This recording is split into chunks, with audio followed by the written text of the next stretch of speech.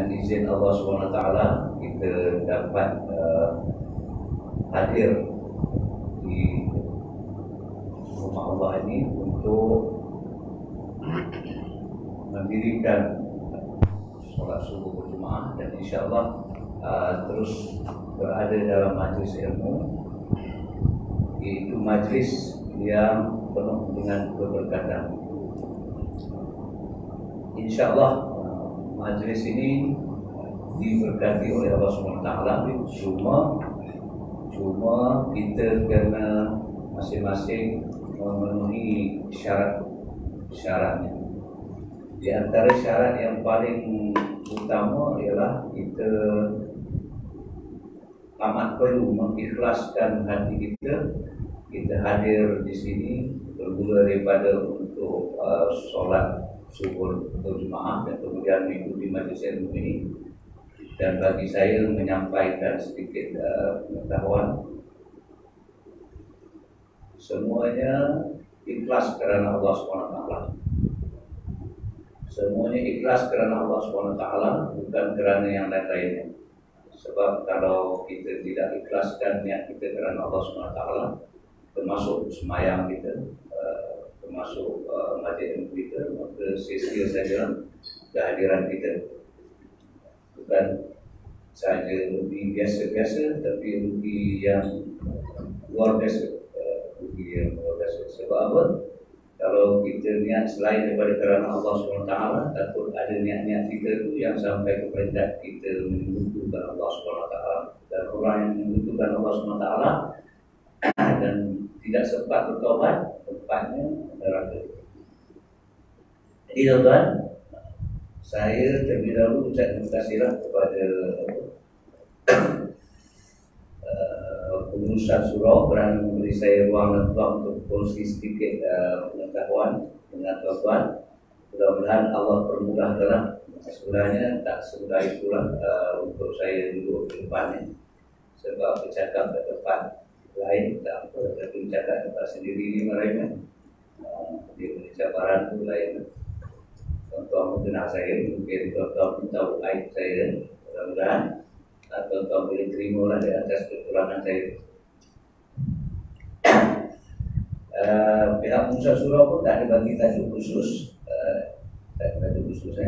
Jadi cuma ini adalah sempurna sambutan Maulidur Rasul, junjungan besar kita Nabi Muhammad SAW. Jadi tuan, pertama tadi kita bercakap tentang niat kita yang ikhlas. Dalam arti kata lain, cukuplah dalam hidup ini Allah yang menilai kita. Cukuplah dalam hidup ini Allah yang menilai kita. Saya ulang balik untuk mengingatkan diri saya dan tuan-tuan, cukuplah dalam hidup ini Allah yang menilai kita. Sebab memanglah manusia akan menilai diri kita. Biarlah manusia menilai diri kita. Dan kalau penilaian dia itu dia sampaikan kepada kita dan ada kebaikan, syukur banyaknya. Dan kalau dia sampaikan kepada kita ada keburukan yang kita perlu perbaiki saja kan. Tapi penilaian manusia itu sebenarnya tak penting. Cuma bila kita bekerja, memanglah manusia akan menilai kita untuk beri kita anugerah dan sebagainya. Tapi sebenarnya penilaian manusia itu tak penting. Di akhirat, walaupun manusia menilai kita orang yang baik, orang yang terpuji dan sebagainya, tapi Allah tidak menilai kita sebagai orang yang baik dan terpuji, sebenarnya tak ada tempat.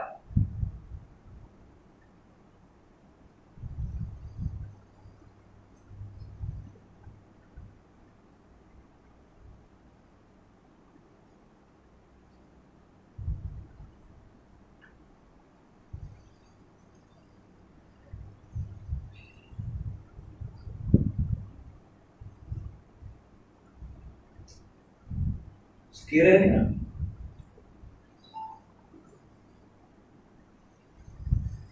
penilaian Allah ke atas kita bukan sebagai hamba yang soleh,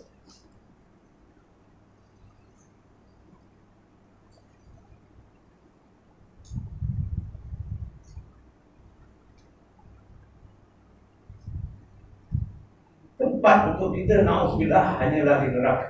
Allah Subhanahu Wa Taala. Dan sudah tentu kita tidak mau berada di situ, sebab kesusahan dan kepayahan di dunia itu kita dalam tanggung. Ini kan pula kita ingin menanggung kesusahan dan kepayahan di akhirat. Tuan-tuan, kalau kita ingat apa yang kita belajar, sebenarnya kesusahan dan kepayahan di akhirat itu tak mungkin kita dapat tanggung, melainkan dengan rahmat dan kasih sayang Allah dan juga dengan syafaat Rasulullah Sallallahu Alaihi Wasallam. Itu sebab tuan-tuan, menghubungkan diri kita dengan Allah dan juga menghubungkan diri kita dengan Rasulullah bukan suatu pilihan yang kita boleh buat sambil lewat. Bukan satu pilihan yang kita boleh buat bermusim, tapi menghubungkan diri kita dengan Allah dan Rasulullah ini adalah satu kemestian yang kita mesti laksanakan secara istiqamah. Kita tak ada pilihan lain kalau kita nak selamat di dunia ini, dan lebih lagi kalau kita nak selamat di akhirat. Kita mesti tingkatkan hubungan kita dengan Allah dan juga kita mesti tingkatkan hubungan kita dengan Rasulullah SAW. Jadi alhamdulillah di negara kita ni kita dah melazimkan setiap datang di Rabiul Awal kita buat majlis khusus untuk kita tingkatkan hubungan kita dengan Rasulullah SAW. Bukan sekadar kita mengingat tentang sejarah Rasulullah, tapi sebenarnya di hujung setiap program kita berkaitan dengan Maulid Rasul ini, kita kena tanya diri kita, adakah hubungan kita dengan Rasulullah ini makin berkualiti? Sekaligus hubungan kita dengan Allah makin berkualiti. Maksud saya, adakah kita sudah ke arah benar-benar menyintai Rasulullah SAW?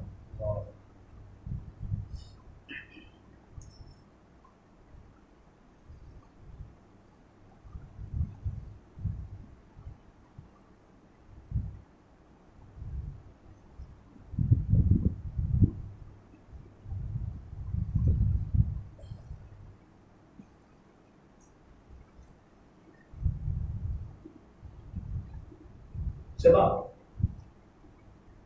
tidak sempurna iman kita, melainkan kita sudah merasai Rasulullah itulah yang paling kita cintai.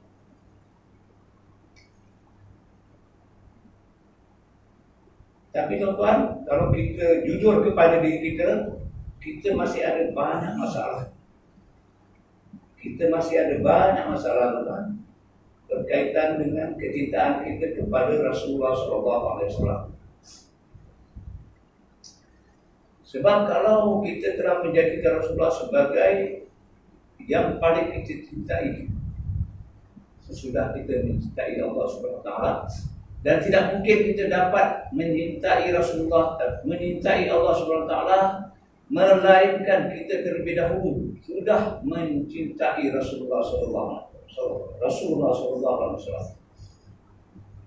Dan kita ada masalah besar bila kita berlaku jujur ke atas diri kita.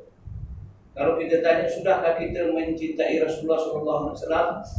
Mungkin kita pun malu nak sebut. Kita sebut kita cinta Rasulullah SAW, tetapi tidak ada pun tanda-tanda kita mencintai baginda sallallahu alaihi wasallam. Kalau kita kata kita mencintai pasangan hidup kita, ada tandanya. Begitu juga kalau kita mencintai anak kita, tentu ada tandanya. Di antara tandanya, kita selalu mengingati orang yang kita cintai. Kita selalu sebut namanya, selalu sebut. Apa-apa kita akan sebut nama pasangan kita, apa-apa kita akan sebut nama anak kita. Lebih lagi kalau pasangan kita sudah berjasa ke atas kita, lebih lagi anak kita itu sudah memberi kita sesuatu, kita akan sebutlah.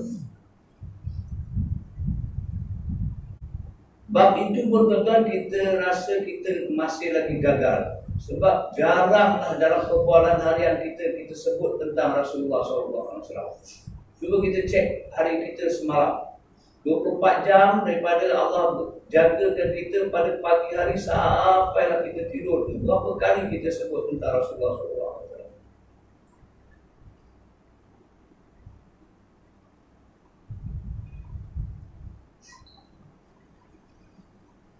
Dan bila kita sebut tentang Rasulullah SAW, terasa tak kita nak jumpa sangat bagi dia?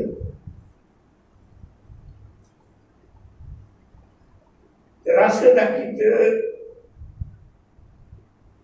tak sabar menunggu hari untuk bertemu? Ataupun kita sekadar sebut di video dan kita tak rasa apa-apa. Sedangkan kalau kita kata kita menyintai seseorang selain daripada Rasulullah, kita tak sabar sangat. Sebab tak cukuplah mendengar suaranya, tak cukup menatap warkah ataupun surat yang diutus kepada kita.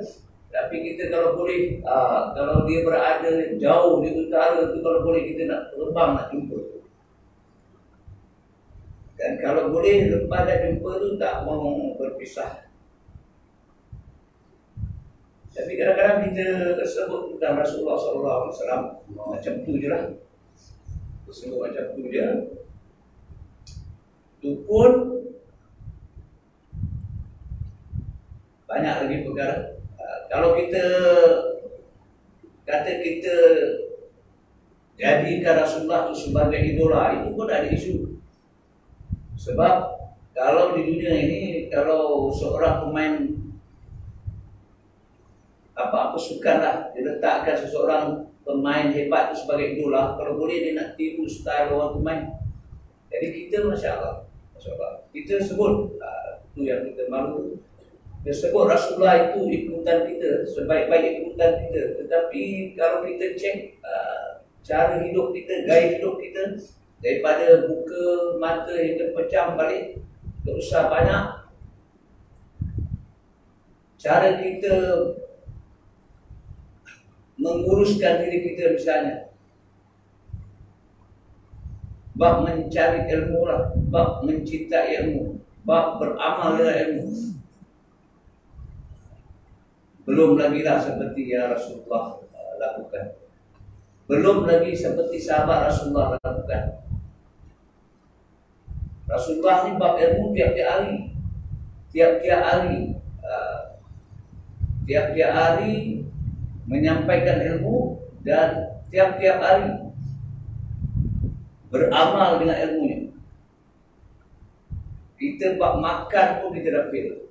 Bab makan pun mungkin kalau kita cek kita dah gagal. Bab pakaian lagi dah berat. Bab pakaian lagi dah berat. Kita mungkin lepas, kita tak tahu pasangan hidup kita. Kita tak tahu anak kita.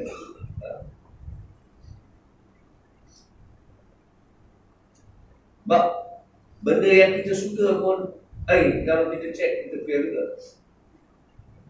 Kita masih lagi suka menonton macam-macam rancangan TV. Mungkin kita ada alasan, zaman Rasulullah, zaman sahabat tak ada TV. Itu cuma kita kena percaya, itu cuma alasan kita.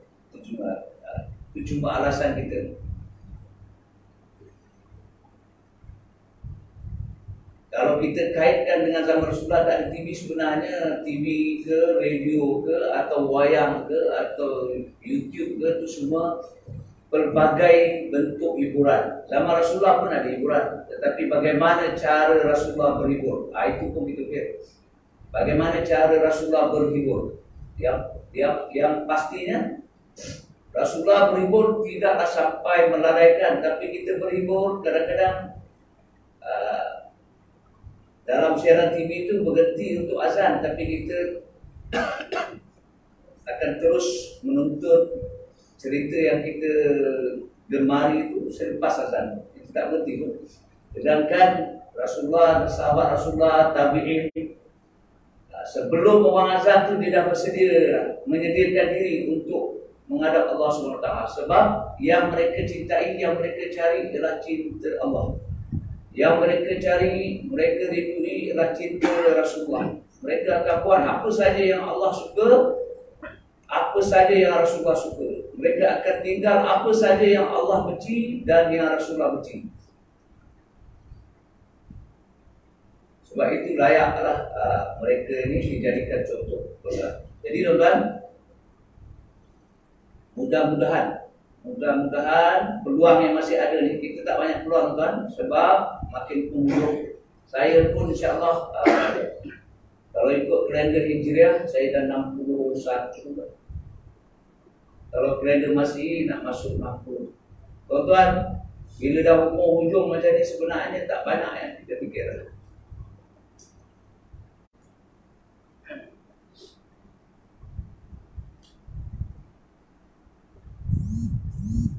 Kita dah dapat hampir semua ya tuan. Kita dah dapat hampir semua. Kalau saya rasa tak ada yang saya tak dapat lah. Semua dah dapat lah. Dan kita kena tahu bila kita dah dapat hampir semuanya, sebenarnya kita sudah hampir pergi meninggalkan dunia ini. Tapi kadang-kadang bila kita leka, kita dihanyutkan oleh nafsu kita, maka kita rasa kita akan duduk lama lagi kat dunia ini. Kita akan duduk lama lagi. Akhirnya kita akan sibuk. Kita akan sibuk nak jadi orang kaya. Tak salah jadi orang kaya kan? Saya pun berdoa mudah-mudahan saya jadi orang kaya. Tapi saya harap kita berdoa lah kita jadi orang kaya yang bertakwa.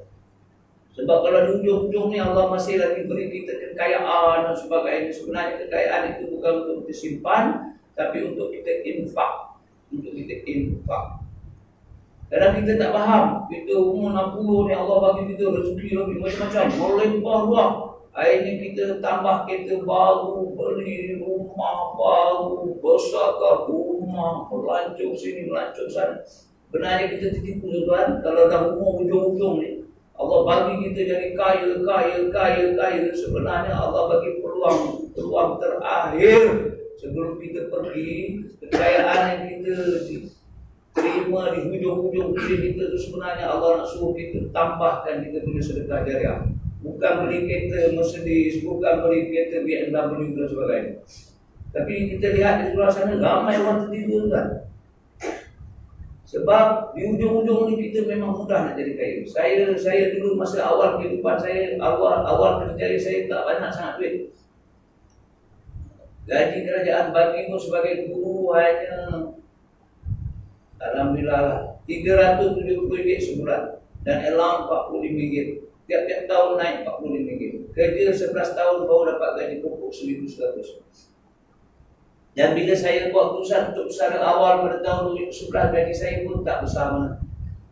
Baru dapat gaji pokok RM3,200.5, allowance RM550. Ada lagi pula RM3,800, itu pun belum bersih, kasar, duduk sealam. Anak saya 11 orang. Dan alhamdulillah mereka dapat lanjut pelajaran ke universiti. 9 anak saya masuk IPT. Jadi duit tak banyak tuan. Duit tak banyak tapi Allah memudahkan. Tapi di ujung-ujung ni Masya Allah dapat duit saja. Dan saya yakin fungsi surau pun dah sedia duit untuk saya pergi. Ada kan? Tapi tak apalah. Ambillah balik duit tu untuk beli kapet kan? Sebab kita nak kapet. Mana-mana saya pergi, saya bercakap je orang bayar kan? Tapi saya tahu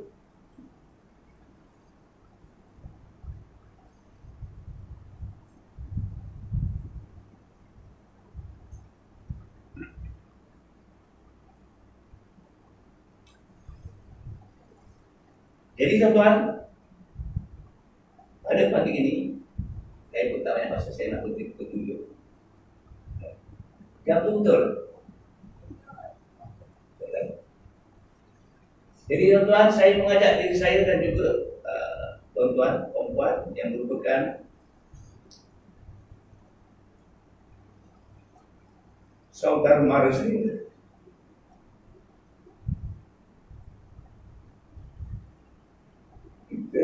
Kita duduk satu taman ini sebenarnya, walaupun saya sedar saya pun tak sempat ziarah apa semua, tapi jauh dalam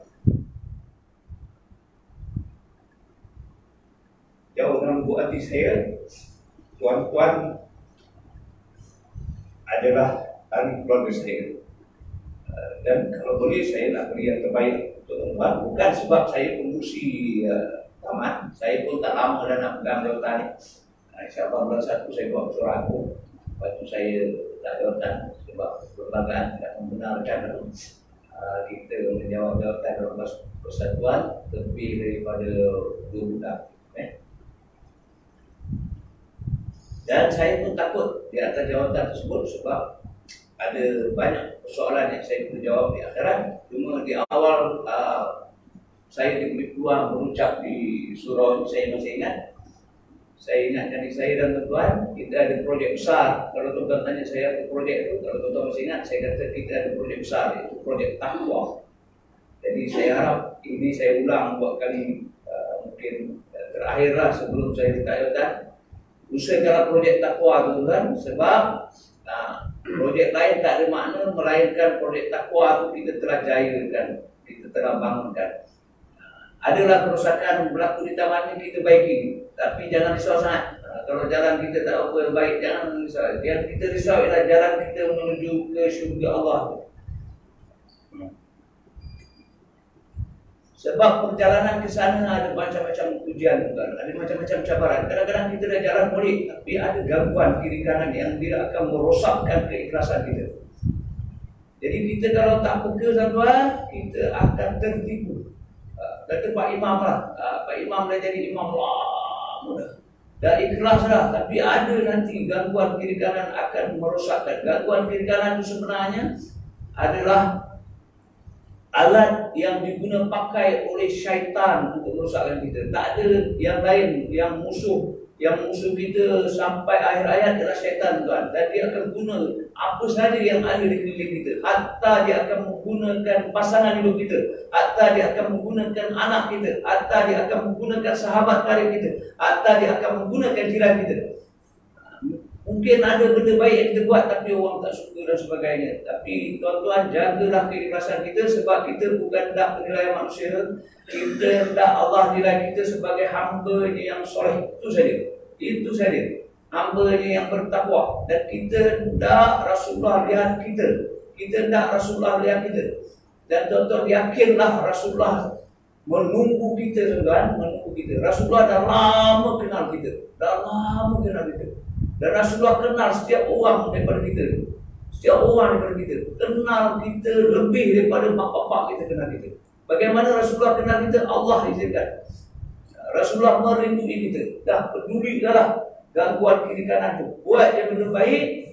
Ingat 2 perkara je. Kita mencari kecintaan Allah dan kecintaan Rasulullah. Kita hendak Allah nilai kita. Kita hendak Rasulullah pandang kita. Orang tak pandang kita pun tak apa. Kalau ada kebaikan, alhamdulillah. Kalau ada keburukan, kita minta maaf kepada Allah. Baik tuan. So, jadi kalau tanya saya apa yang saya nak cakap pada pagi ini, sebenarnya saya ingin mengingatkan diri saya dan tuan-tuan, kita kembali kepada kita punya life center yang sebenar. Pusat kehidupan kita yang sebenar. Pusat kehidupan kita yang sebenar ialah Allah Subhanahu Wa Taala, bukan ada lain. Itu sebab dalam hadis kitab hadis 40, hadis pertama yang kita belajar ialah innamal a'malu binniyat. Setiap amal itu bergantung pada niat kita.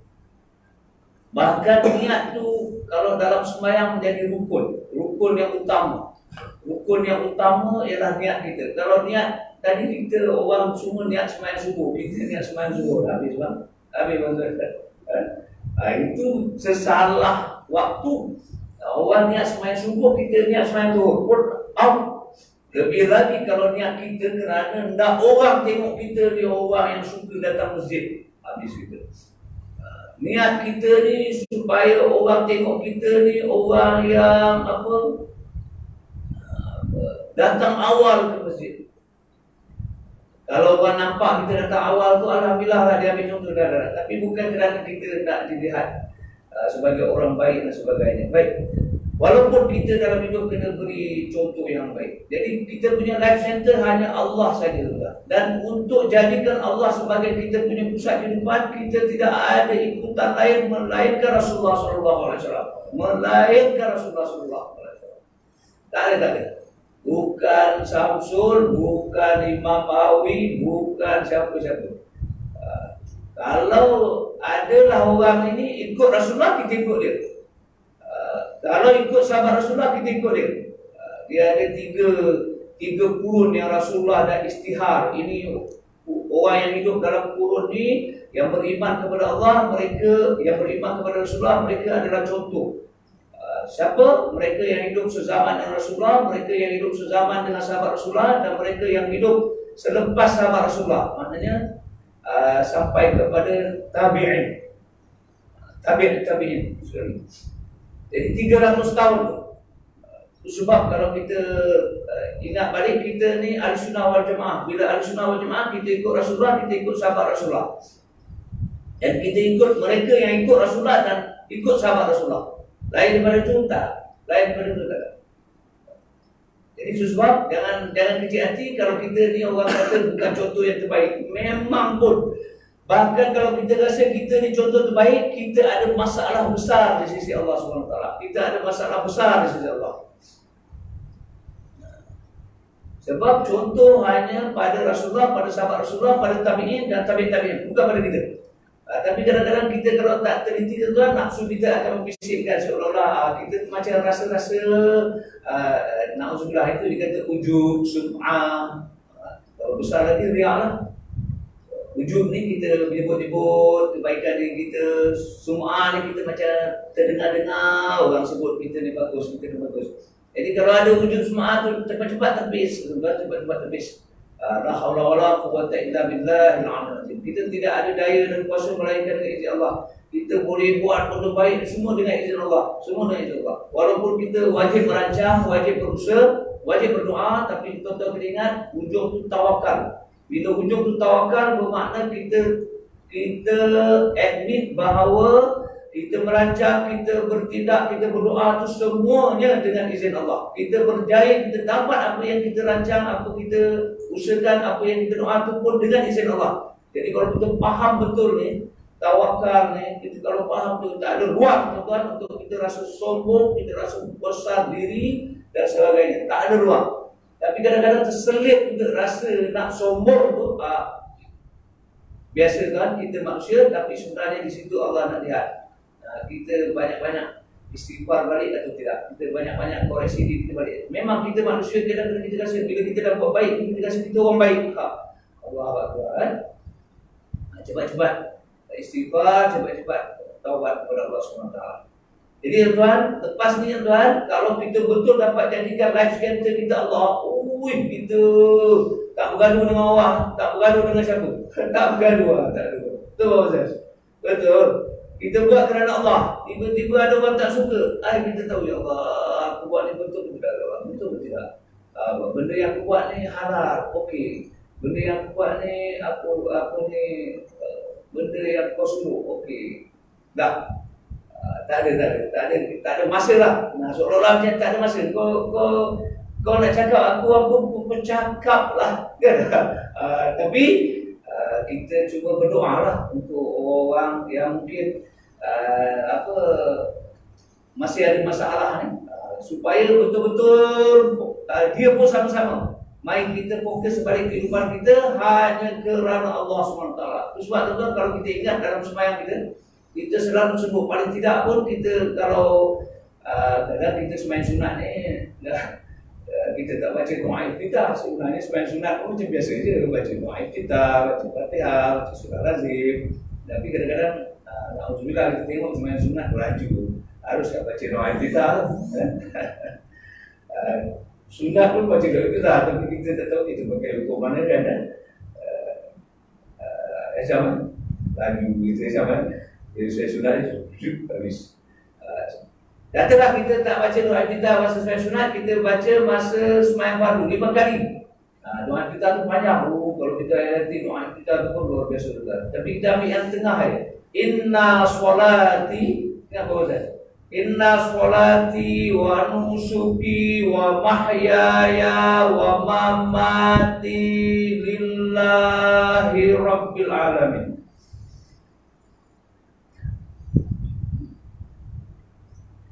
Ini bukan baca ikrar depan yang di-Pertuan Agong, tuan-tuan. Ramai orang baca ikrar depan yang di-Pertuan Agong, lepas tu entah ke mana-mana ikrar dia. Ramai orang baca ikrar depan TYT ke, Governor ke, tapi lepas tu entah mana-mana. Tapi ini kita punya ikrar luar biasa kan depan Allah. Sesungguhnya sembahyangku, ibadahku, hidupku, matiku hanya untuk Kau ya Allah, untuk Kau ya Allah. Syariat dah jaga kita cantik lah, tiap-tiap hari tak 5 kali kan. Tapi kadang kita tak tahu, kita masih lagi tersasar. Inna sholati wa nusuki wa mahyaya wa mamati. Mati ini kalau kerana Allah, dia berakhir dengan la ilaha illallah. Tapi nak dapat la ilaha illallah tu wa mahyaya, hidup tu mesti kerana Allah dulu. Nak dapat hidup tu kerana Allah, semua aspek kehidupan kita mesti jadikan ibadah. Dan semua ibadah hanya diterima kalau solat kita terima. Cantiklah diatur ayat tu. Inna sholati wa nusuki wa mahyaya wa mamati lillahi. Itu firman Allah, itu ayat Allah. Allah tak ada pun Allah buat saja-saja. Semuanya ada makna. Mengapa solat dulu, lepas tu baru ibadah, hidup, mati? Tak boleh ke Allah letak mati dulu? Tak, ada makna tuan-tuan. Inna sholati, kemaskan tuan-tuan solat itu. Kemudian insya-Allah semua aspek kehidupan kita daripada sekecil-kecil perkara sampai sebesar-besar jadikan ibadah. Bukan saja kita sembah ke kedai Omar ke, kat kedai Syahidan ke, kat kedai mana kita pergi mau kahwin ke. Hari ni CM nak datang melawat kita kat taman, kita raih dia. Semua biar jadi ibadah. Bukan nak bodek CM ke. Rugi je kalau kita buat kerja membodek ni. Sebab dia bukan boleh bagi kita apa-apa, tapi kita sambut dia kerana Allah suruh kita raihkan pemimpin. InsyaAllah di akhirat besok benda tu ada nilai sisi Allah. Tak payah takut dengan siapa. Tapi hormat. Dia datang tempat kita kena jaga. Siapa nampak kan? Kata saya tak ada, raihlah. Tapi buat kerana Allah. InsyaAllah. Lepas tu betul-betul kehidupan kita semuanya bernilai ibadah di Allah. InsyaAllah mati nanti jangan risau. InsyaAllah akhir kalimat kita la ilaha illallah. Tapi kalau kita tak jaga dari awal ni, na'udzubillah, memang semua orang nak mati husnul khatimah. Tapi benda itu terlalu berharga tuan-tuan, dia tak dapat semudah itu. Mutiara yang amat berharga ni kena korbankan nyawa, diving sampai sepakak-pakak telinga kan. Mutiara kalau tak dapat pun tak apa kan? Tak dapat pun tak apa. Tapi kalau kalimah la ilaha illallah ni tak dapat, tempatnya na'udzubillah, neraka tuan-tuan. Mesti dapatkan. Tapi bagaimana? Dengan rahmat Allah. InsyaAllah dengan rahmat Allah, Allah akan bagi. Allah akan bagi kalau kita jaga di awal. Inna sholati wa nusuki wa mahyaya wa mamati lillahi rabbil alamin. Sembahyang ni kita sembahyang tuan, tapi kita takut sembahyang kita Allah tak terima. Cek balik tuan, daripada asas, daripada kita bersuci, daripada najis, daripada hadas, cek balik. Kemudian daripada rukun family, rukun qalbi, rukun qaumi, cek balik tuan. Bayang kemaskan. Ni Allah dah tarik nikmat sikit. Allah sedih. Kita tak rasa sedih kan? Kita tak dapat sam, tak tahu sampai bila. Walaupun kita buat ni tak salah sebab ini keputusan ulama. Kita kena ikut. fatwa mereka, tapi Allah dah tarik nikmat kita. Dulu Allah bagi nikmat ni, kita tak mau rapat, kita tak mau lurus, Allah tarik sikit. Hari itu Allah dah tarik terus, tak boleh datang surau di masjid. Kita beri nak datang, Allah dah bagi tak datang. Kita Allah jangan tarik. Kita takut Allah tarik, tak boleh datang balik surau masjid. Kalau dalam hidup kita tak boleh datang tempat-tempat lain, tak boleh. Tapi kalau kita tak boleh datang surau dan masjid, tak boleh datang rumah Allah, siapa kita nak syurga Allah? Siapa kita nak syurga Allah? Kalau rumah Allah di dunia pun kita tak peduli, siapa kita yang nak ke syurga Allah? Taman syurga Allah di dunia pun kita tak peduli. Ni majlis ilmu, siapa kita yang nak syurga Allah ni? Siapa kita? Jadi tuan-tuan, kita nak syurga Allah, kita nak sangat bertemu Allah, bertemu Rasulullah. Datanglah, raikan rumah Allah. Tuan-tuan, kalau tak boleh dekat surau Al-Azhar, dekat mana-mana pun tak apa. Kalau worst scenario tak boleh juga, jadikanlah rumah kita tu seperti masjid, bukan seperti pawagam. Tak boleh juga nak datang surau masjid, jadikan rumah kita tu seperti masjid. Ada jemaah, ada baca Quran, ada dan sebagainya, tuan-tuan. Mudah-mudahan Allah terima jugalah. Ya Allah, aku nak pergi masjid tak dapat, aku nak pergi surau tak dapat. Tapi buatlah jemaah, tuan. Mudah-mudahan kita menjadi hamba yang sentiasa menyintai Allah, sentiasa menyintai Rasulullah. Dan di antara tanda cita-cita Rasulullah, jangan lupa tuan-tuan, selawat banyak-banyak. Tak payah tunggu maulid Rasul. Jangan selawat masa dalam solat saja, tapi disiplinkan, paksa diri tuan-tuan. Dalam agama ni la ikrah fid din, tidak ada paksaan agama tu. Nak masuk Islam tak ada paksa, tapi bila dah jadi orang Islam, paksa diri kita tuan-tuan. Paksa diri kita. Tak ada paksaan untuk jadi orang Islam, tapi bila kita dah jadi orang Islam, kita dah pilih Islam sebagai agama kita, paksa diri kita tuan-tuan. Paksa diri kita supaya kita jadi orang baik. Di antaranya, saya ingatkan diri kita, paksa diri kita supaya kita makin dekat dengan Rasulullah, supaya dengan itu kita juga dekat dengan Allah SWT. Saya mohon ribuan ampun dan maaf untuk rasakan ini, mudah-mudahan ada keberkatannya. Dan kita akhiri dengan sama membaca tasbih kafarah dan salat doa.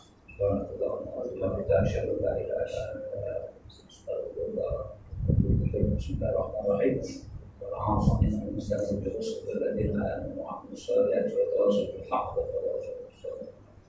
Assalamualaikum warahmatullahi wabarakatuh.